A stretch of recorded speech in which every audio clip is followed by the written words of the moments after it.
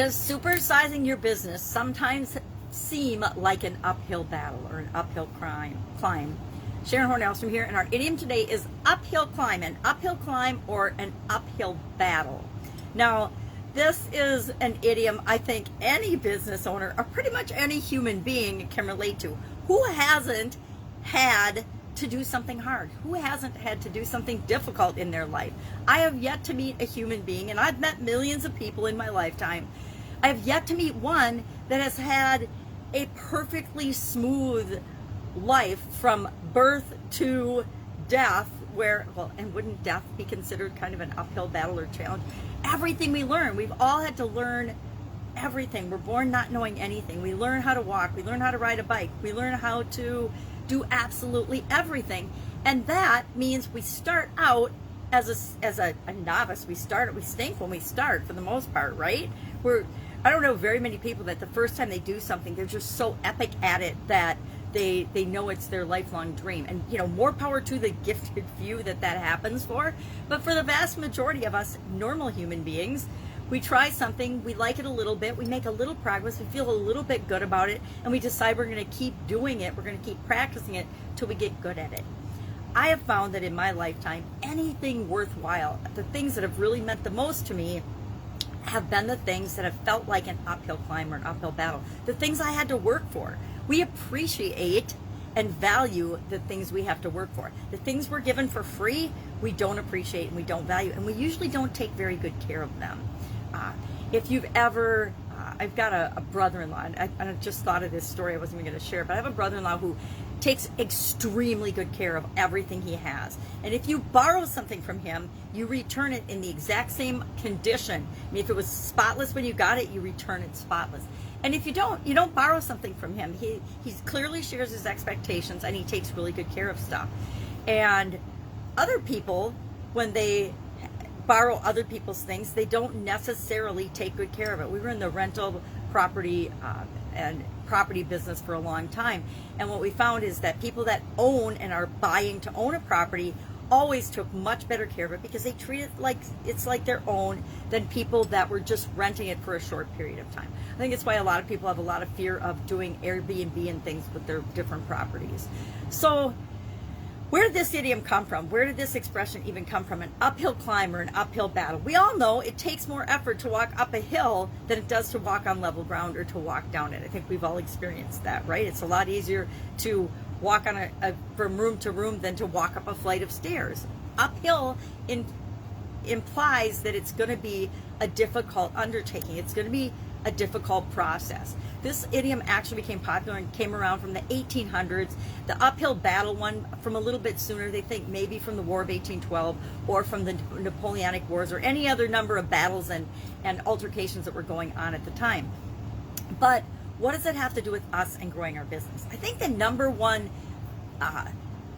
way this idiom helps me to feel and think about building my business and supersizing my business is to realize that it's going to be difficult at times. It's going to be a challenge. It's not going to be easy, or everyone on the planet would be doing it. How many people do you honestly know that are trying to build and supersize and grow a business like you are? Probably not very many. Well, if you hang out with the people that are like you, then you do. But the vast majority of us, especially when we're getting started in our business, we don't know other people that are building their own business or trying to change the world in positive ways. So I have found, and this is just my opinion, that the number one secret to getting what you want in business and growing your business and actually anything in life is by having a winner's mindset. And I found a cute little post yesterday about the 20 aspects of a winner's mindset. And I actually shared it on LinkedIn because I thought it was pretty interesting. And I said, well, how many of these beliefs or things do you have? And so I'm going to ask you this list of 20 things quickly, and in your head just tally, yes, this is mostly me, or no, I don't believe that at all. I will admit that back in 2010 I had some of these, but I definitely didn't have and adopt and believe all of these. Now, with a few tweaks or a few changes in definition, I would say I have the vast majority of these, if not all of these, because I have found that my life's a lot happier when I have these beliefs, when I have a winner's mindset. It's like having an open mindset and a flowing mindset versus a closed mind. People with an open mindset, hint, hint, they're a heck of a lot happier and more successful than people with a closed mindset. It's like having an optimistic or a pessimistic attitude or perspective on life. People that have an optimistic, hopeful attitude about life are just a heck of a lot happier and a lot more successful than people that are negative and pessimistic. I didn't make it up. It's just the way the universe seems to work. So what are these 20 winners mindset things? I'm going to need a magnifying glass, but I want to share these because, excuse me, itching my nose. Kiss a fool, I guess, today sometime. What are these 20 mindset beliefs or attitudes? I guess they're mostly beliefs. And some of them are global beliefs and some of them are personal beliefs. Number 1, life is beautiful. Number 2, I appreciate everything I have. Number 3, I choose to be happy. Number 4, I am enough. Number 5, I'm responsible for my own actions. Number 6, even if I fail, I will try again. Number 7, I can get through anything. Number 8, I am confident because I believe in who I am. Number 9, I am kind. Number 10, I am devoted to spreading positivity. Number 11, I strive to make the right decisions. Number 12, I bring love, happiness, and peace to others. Some people just like to ruffle feathers and that's their thing, but again, is this you or not? Number 13, I believe in the human spirit. Number 14, I am a good listener. Number 15, I have endless hope. 16, I am passionate about my dreams and goals. If you're not passionate about your dreams and goals, who's gonna be? Number 17, I love learning. Number 18, I work hard and smart. Number 19, I strive to challenge myself daily. And number 20, each day is a blessing. So that is not my list. It's a list from at Sibeltehaar. I have no idea who that is, and I didn't look it up. I just thought it was a fun thing to share because we need reminders about things like this all the time, especially when times feel difficult or challenging. I don't know any business owner, me included, or any person that wasn't impacted by COVID-19 last year. And that was extremely difficult, challenging times for the vast majority of the population.